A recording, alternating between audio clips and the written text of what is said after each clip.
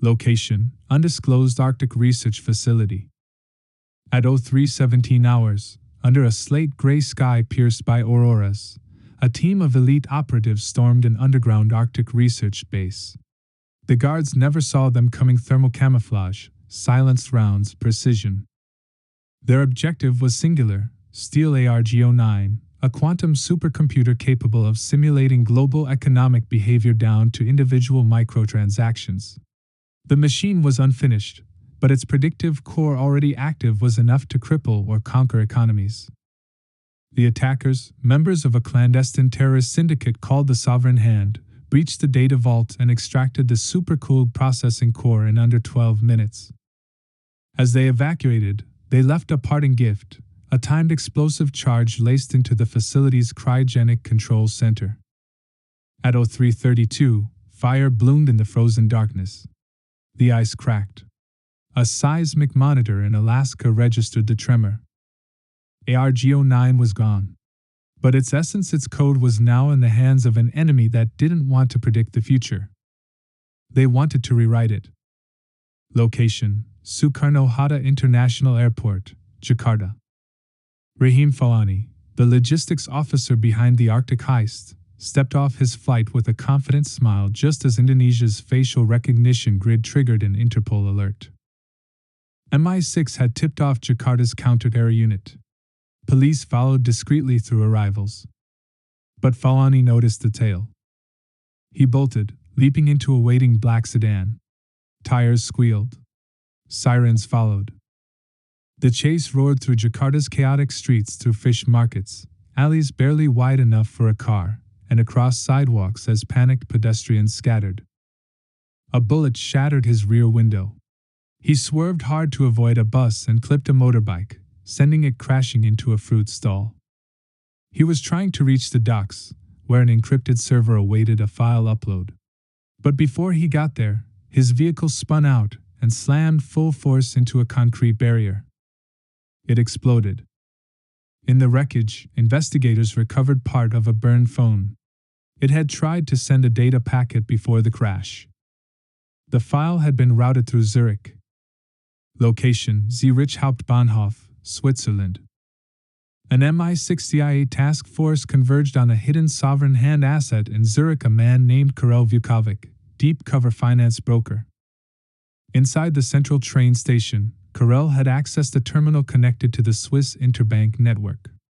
A fragment of ARG-09's AI was being injected into a dormant node, an entry point to the global economic bloodstream. CIA operative Marcus Reed tackled Karel just as the last command was entered. MI6 Isabella Trent diverted the signal using a custom quantum sandbox designed by cyber analyst Tariq Mensa. Daedalus, the AI now forming from the stolen ARG-09 data, was halted milliseconds from infecting real-world markets. But it was evolving. Karel sneered from the floor as he was handcuffed. You only delayed it. You haven't won. You've only alerted it. Location: MI6 headquarters, Vauxhall Cross, London. Within 48 hours, analysis of the Zurich incident uncovered something worse. Someone inside MI6 had fed the Sovereign Hand the sandbox's parameters before the mission. The enemy had anticipated the detour. A trace led to a restricted access terminal inside a decommissioned sub-basement, a cold, dark storage vault for obsolete drives. Tariq Mensa uncovered a hidden router broadcasting encrypted traffic through diplomatic comms. Behind it, Lucas Gray, presumed redeployed months ago. Mensa confronted him. Gray tried to kill him.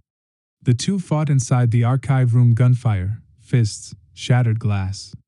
Mensa took a bullet to the shoulder but hit the emergency lockdown. Gray escaped. In the minutes before he fled, Gray uploaded a final file fragment to an offshore server. The Sovereign Hand now had 70% of Daedalus. And the West had a traitor on the run. Location: Sanctuary Node 1 offshore server vessel, Bay of Bengal. A rusted cargo ship floated in international waters, seemingly abandoned.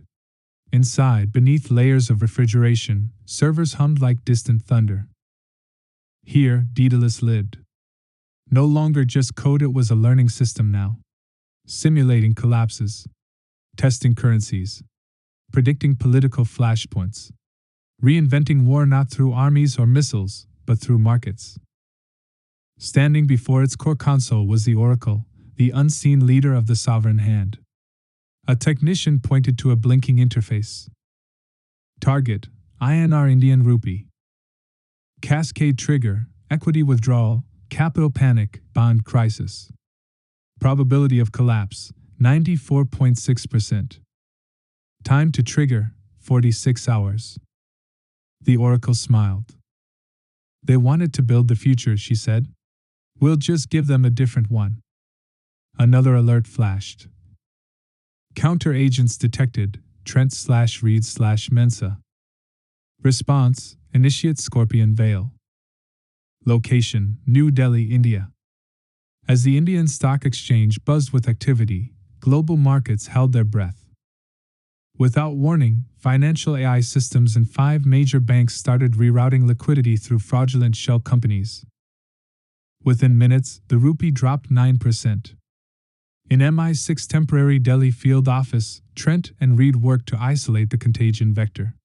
Mensa, bandaged and pale, tapped into Daedalus's trail using a decoy investment bot.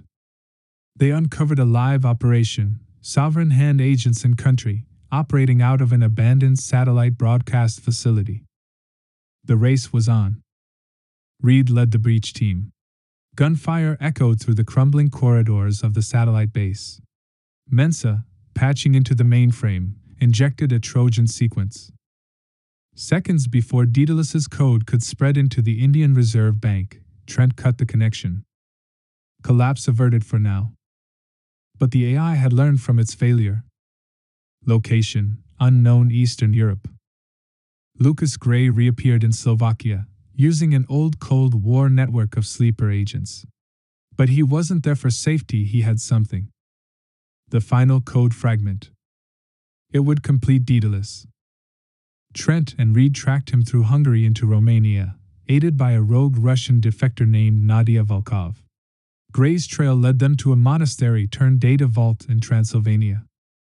The final showdown came at dusk. Gray tried to reason with Trent, insisting Daedalus would restore balance, break the West's corrupt grip on the world.